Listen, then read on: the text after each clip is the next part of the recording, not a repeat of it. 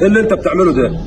انت مالك؟ ازاي يعني يا مان؟ زي ما بقول لك كده، مالكش دعوه بيا وابعد عني.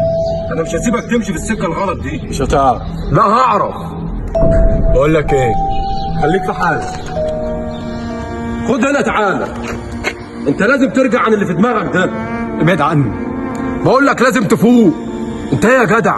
انا عايزك تفوق من اللي في دماغك ده. عاوزنا فوق عشان خاطر ايه؟ عشان خاطر الناس اللي بتحبهم وبيحبوك. بيحبوني؟ مين دول اللي بيحبوني؟ في الزمن ده مبقاش حد بيحبني يا صاحبي، كله بقى بتاع مصلحة.